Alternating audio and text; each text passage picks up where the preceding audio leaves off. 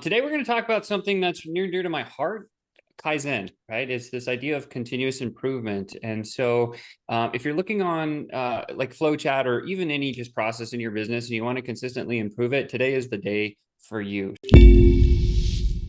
We're continuing on with our measuring and attributing success. This is week 3 of 4. So every single month we do a different little sequence and series for you guys. So if you are here with us, every week, obviously you're going to get a lot more value. But the idea today, the goal is very simple. The goal for today is to achieve harmony. And we're going to talk about how to add Kaizen principles into your agency social media DM strategy specifically. The philosophy Kaizen just means simply change is good. Most people have a big trepidation and a fear towards change, but the actual definition is it's a Japanese philosophy that focuses on continuous, incremental improvement in all aspects of life, emphasizing efficiency, productivity, and the elimination of waste. This is why Japanese manufacturing, this was something that was born out of Japanese manufacturing for cars, specifically Toyota. And there was a really intelligent young guy who came along and said, if you started doing this, it's like that 1% better every single day. And then at the end of the year, you can look and see, like, boom, you got it. So what's in it for you? Today, we're going to share exactly how to get alignment with your goals of your agency. That's the first thing. If you're looking for improved adaptability and a way to consistently grow, that's also going to be for you. And then the last one I think is the most important. One of the things we stand for is consistent and predictable growth with any business and sustained growth. And so if you can have a system in your business that pushes you towards sustained growth, pushes you towards predictability, consistency, deal flow, and those types of things, you're going to be in a great place to continue serving and making a lot of impact with your clients and all of your prospects so that they could see what you're doing. So that's what's in it for you today. And I want to cover a couple of myths. As we talk about this idea of Kaizen, most people say, oh, it's just a philosophy. It's cool. Like I don't practically know how to do it. There's no, tactics that I can use. And the first one is like instant results are necessary for success. Most people say, okay, I'll try Kaizen and I want instant results today. I want them tomorrow. Well, the truth of the matter is gradual progress equals long-term impact. And here's what I mean. My wife is a trader. She trades futures. She trades crypto. She trades a lot of things. What I want to show you on these 2 slides is very simple. Incremental growth equals crazy results. So she started this program. It's called 1K to 1 million. And the idea is 3% risk in growth per day. So she started with $1,000 on day 1. And as you do 3% growth each and every day, yes, sometimes you're going to lose, sometimes you're going to win. But again, over the course of 1 year, look at the number, right? It's pretty incredible to think about. It's just 3% growth. It's just 3% growth. Most investments will get you 9, 10, 12% growth if you do them well. But if you're just going 1%, 2%, or 3% better each and every day, by the end of the year, everything compounds on itself. And it picks up speed as you get into it. So you can see on the left, it goes through the day 1 through 30. There's not instant results. There's a little bit of results. There's a little bit of growth. But then if you look on the right-hand side, as you hit that, 6 months, 9 months in, you can start to see massive gains every single day with that 3% growth, because the foundation or the structure that you put in business is now compounding and just compelling and growing and sustainably creating prediction and consistency, right? So the idea is you don't have to have immediate results once you deploy the system, but you got to stick with it, right? We have a lot of people that get started with us and after 30 days, they don't see the results they're looking for, and so they quit.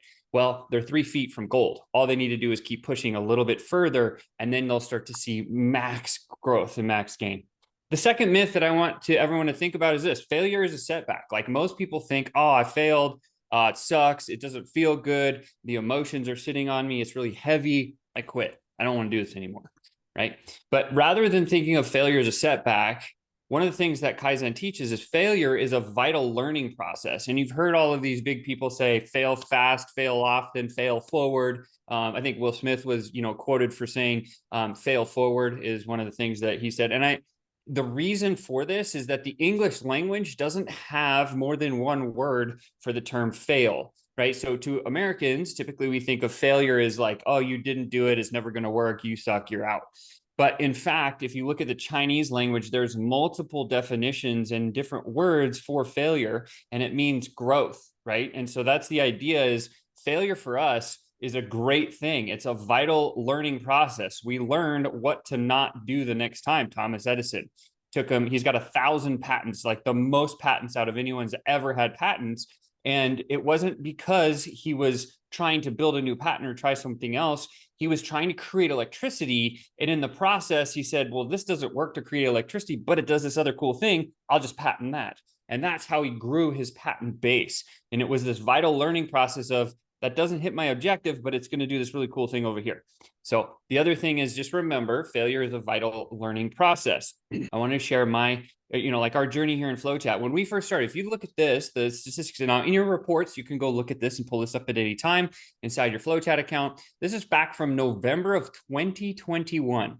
And we were running our Facebook outreach to invite people to our group, do a little bit of nurture, invite them to the calendar, and do the demo. Now, if anyone's seen a recent conversation with me, you'll know that we still run this exact same pipeline. And when we first started, it sucked. See, look at the numbers. It was 10% engagement. We all know the benchmark for engagement for this particular type of flow should be 15 to 40% engagement. In fact, anybody in a DM conversation, if you are going outbound, you should look for a 15 to 40% engagement. If it's inbound traffic where you like ran an ad or made some really cool posts and somebody hit you in the DMs and said, oh man, I want to know more, your engagement level should be 60% or higher. But again, if we're talking outbound specifically, that 15 to 40 is kind of the benchmark. But you can see here, we had 10% engagement, terrible, and we were getting a 4% close rate. Now, this is when we first started. We could have quit because we ran it this way and it took us like 3 or 4 months. But then after a little bit of time, what happened as we continually slowly improve this, because we have the ability to report and track, now you look at it today, right? This is in January of this year, this first year here. You can see our engagement jumped. It went from 10% to 14%, which is incrementally a good move, but it's not where it needs to be. And even to this day, Chris and I continue to tweak and try and change our first messaging and see what we can do on the outbound side to boost that number into that 15 to 40% engagement. One of the best campaigns that we ever did was a 16% engagement. We did $100,000 in 40 days, and that was at 16% engagement. So you can see we continue to work on this. We continue to work on this, and we're still not there, but that's the idea of Kaizen. But then you can see on the other end, 62% close rate. What would it mean for your business if you were able to close 6 out of 10 people? How many less conversations would you need to get into in order to achieve that? And that number didn't happen overnight. You can see it went from 21 to 24. That's 3 years worth of continual improvement on this one particular pipeline. If you know the ClickFunnels organization, Russell says you're one funnel away. If you've ever heard that before, that may be true, but you got to remember, it's not going to instantly happen. You build one funnel and you're not a genius in creating millions of dollars. No, you have to optimize. You have to consistently and continually improve that. And it's the same thing here with your messaging sequences. Most people, when they get into the DMs, they don't talk in a DM type of style. And that's something that people have to learn. So it's okay. Like we did too. We went through the same process. And I want to share a quick story here, just personally, of like how Kaizen really impacted and changed my life. See, when I first moved to Las Vegas in the early 2000s, I invested 40 into a electronics manufacturing company. I purchased 47% of this company that had 7 employees, and we're doing about $250,000 a year. And I had just learned from my previous employment as a sales professional, I was selling commodities. And one of the manufacturers I sold for was an electronics manufacturing company. So I bought a company or into a company that I was selling for previously. And in the previous version, I watched this company go through an ISO certification. And if you guys know what ISO certifications are, it's a crazy amount of documentation and process control. And through that, I became a 6 Sigma green belt. And I learned all about Kaizen. And I learned how this Kaizen process completely exploded the capacity of this previous company that I was selling for. It allowed them to go from 3 million a year to $40 million a year. And I was responsible with one other gentleman for bringing all the sales into that organization, and they could sustain the growth, because that's some hyper growth. That's crazy, going from 3 to 40 million in 9 months. Most companies could never handle that type of volume. And the only way that they were able to do that and succeed successfully was because they had Kaizen and they had this new ISO process that they could follow. And so when I got into my manufacturing company, and I saw that it needed the same thing. So I'd just been through this whole ordeal. And so we started implementing this, and we started implementing it in a very small place in our business. We had people manually putting little tiny components into circuit boards, like dip, dip, dip, dip, dip. And then they would move to the next process, and the inspector would inspect the entire board. And then after it was inspected, it would go to the soldering system, and the soldering system would actually solder all these components onto this electronic board. And so when I saw the inefficiencies and the errors that were coming out of this process, I said, whoa, what if we changed it?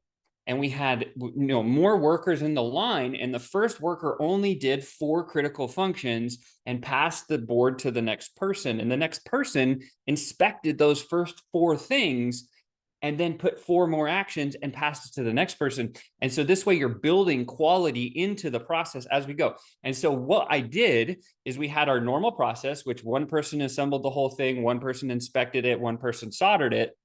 I put 3 people on the build side. So they would do 4 actions. The next person would inspect those 4 actions and do 4 more and pass it on. And the next person would inspect those second 4 actions and do 4 more. And it went on to the person who inspected the whole thing. And what we found is the entire amount of defects dropped significantly, and the process expeditiously enhanced everything. And it allowed us, as a small electronics manufacturing company, to use this Kaizen process to really explode growth. And then it allowed me to go out and sell more so that our company could actually fulfill and deliver. And that was really, really valuable. Fast forward in my journey here, I applied this to my sales world.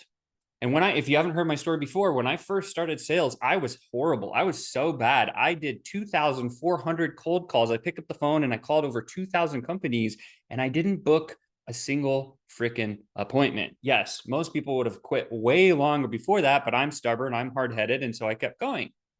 And then I said, maybe I could change the way that I'm doing it, just small incremental change. And then what happened is I learned a setting system. I was like, okay, I know that what I've done to date sucks, doesn't work. I'm going to try something different. And I put this little system in, and then I started setting a few appointments, and then I was like, oh, it works. And then I doubled down, and then I got more results. And so incremental success equals incremental results. And now I'm at a point where if I make 10 attempts to book calls, typically I'll book around 6 of them. Again, think about that in the process in your life and what you're doing. It is possible to greatly improve, but it's good to do it at a gradual and consistent pace. So there's 3 steps when you want to go implement Kaizen into your agency. Here they are. Number 1, we got to integrate incremental goals. We're going to walk through this with you. Number 2, we want to have continuous measurement so we can consistently and continually improve. And then number 3 is reflect, learn, and adapt, right? That's it. Very, very simple, 1 step at a time. Here's how it works. Everybody by now should know that there's 4 hinge points in every direct message conversation. Number 1, no matter where it comes from, whether it's outbound that you're going out and trying to find somebody, or it's inbound, people are coming in your direction, we need to get engagement. Engagement just simply means we communicated to them and they responded to us. We got them to engage with it, right? And so if you're looking at what could we set as an incremental goal, let's set an outbound goal, or let's set an inbound goal. Is my content bringing 10 new people into my pipeline each and every day? If no, go change your content. If you're going outbound, are you sending X amount of messages outbound per day with a message so you can test it, right? And now you can measure whether or not you're hitting the incremental daily responsibility and goals. Now, if we're looking at Facebook, any single profile, typically you can send about 30 outbound messages each and every day. And if you're hitting that benchmark and now you have a consistent amount that you can compare the rest of the flow with. So if you're looking at outbound as an example here, we want to look at anywhere between 10 and 30 per day, and we need to be very consistent on those numbers. Now, if we look at transition, What is the transition phase of a DM conversation? Once we've gotten engagement, all we need to do is pivot the conversation from a generic hello, how's it going into do you have the problem that I solve or not? And we need to be able to identify that within 2 to 4 questions.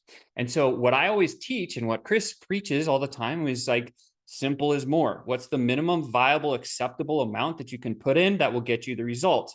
So, when we first started in our flow, if you remember, it was pretty bad, but we had 1 or 2 simple questions and we weren't getting people qualified and we were losing rapport and engagement. So 2 questions wasn't enough. So then we put in 3 and then we put in 4 and then we put in 5 and then we tested up to 10. And what we found is like there's a sweet spot right around that 3 to 4 questions. If you can gear your questions correctly to do the transition right, now we have something to measure against. And again, it was this idea of, hey, I got engagement. What do I need to do to pivot the conversation? What's the minimum amount that I need to put in my system in order to move to the next step of the DM conversation? Again, incremental goals. Are you asking 2 people or 2 questions in every conversation? And is that goal getting you to the result of now you can invite people or not, right? Next one. Well, do we send the invite or do we send the invite in the link? Do we send an invite in the link in a video? Do we like, and again, incremental goals is we need to send just an invite and we need to have a number of people that are going through this process so that we can hit it. So, hey, are you sending 5 new invites to book a call every day if that's what you're trying to accomplish? Maybe. Is that working? Are people saying yes? And then you can drop the link next, right? Or, hey, can we just send the invite and the link in one message? What would that look like, feel like, and sound like? Are we doing that X amount per day? And then we can start to see these are goals that we can hit. Yes, that's great. And we start running the flow. And then lastly is clear future. Now I put video versus questions here on this one. So once somebody says, sure, I'll get on a call with you, you drop them the link and you say, great, before we jump on the call, go watch this video. That's one idea of a clear future. Or we can say something like, great, I'm glad that we've booked a call. Just make sure before you come to this meeting, think through this one question and come up with an answer. This is the one thing that will help you get show up rate to increase, right? Because that's very important, is making them do one little piece of homework, watch a video or think of this one question and answer, and come prepared to my call so that we can actually talk about that. It gives them a little bit of homework and it will help your show up rates. It's pretty crazy, but we've tested it. We know that it works. And again, now we have these goals. We know that we're going to send 10 a day. We're going to ask 2 questions. We're only going to send an invite and we're going to send them to a video before the call. That is the goal. How does it run? We got to run the system for a little bit. Once we've run the system, now we look at continuous measurement. Did you do this? Yes or no? Did you send 10 engagements a day? Right? Did you ask 2 questions or did you fail to do that? Did you keep engagement or did you not? And you can measure that.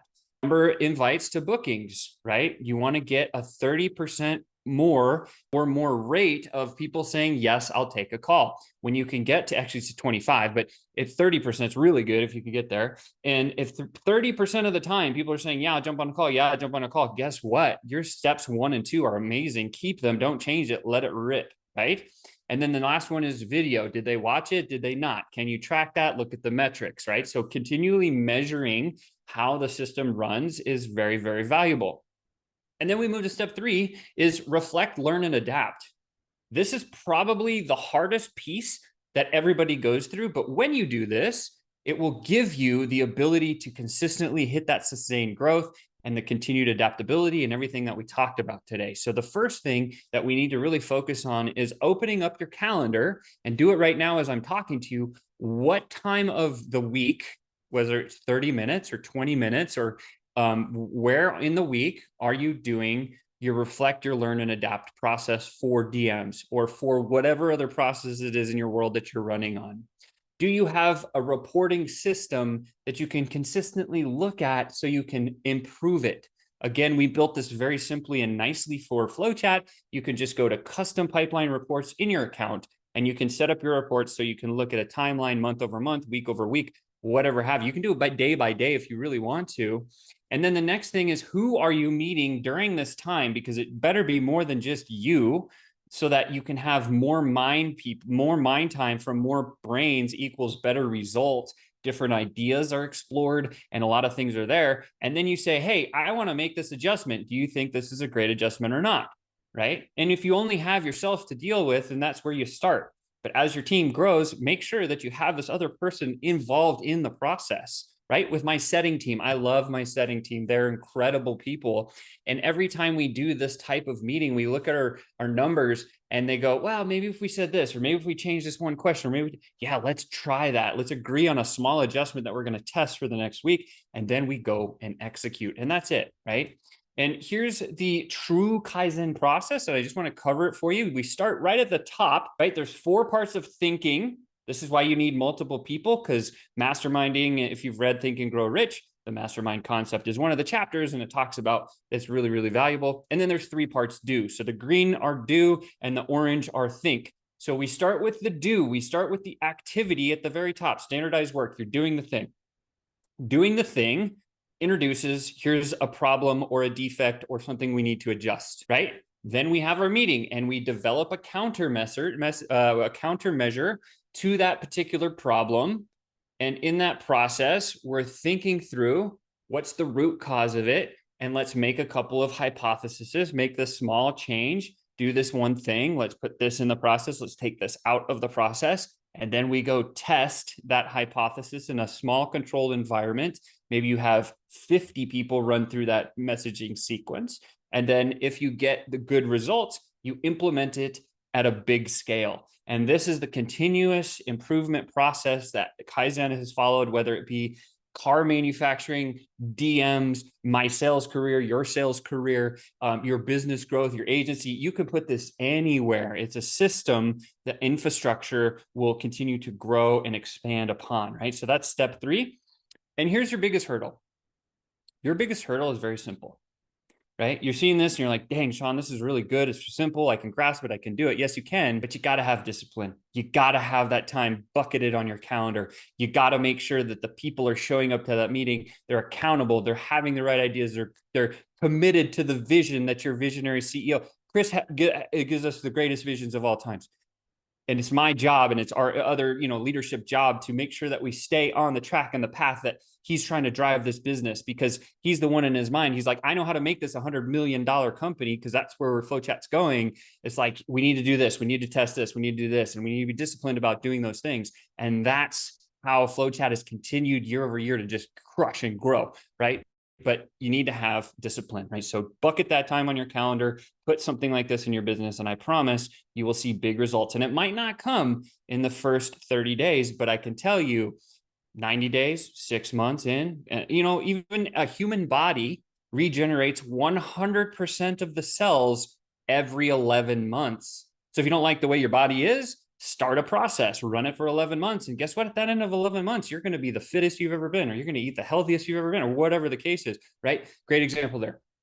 Quick recap. To achieve these things that we want to achieve, all of us are looking for alignment. All of us are looking for improved adaptability. How can we flex into what the market is saying and doing each and every time? And how do we create sustained growth? And the answer is to simply use this Kaizen methodology and put the philosophy in your business. And with that said, let's go FlowChat.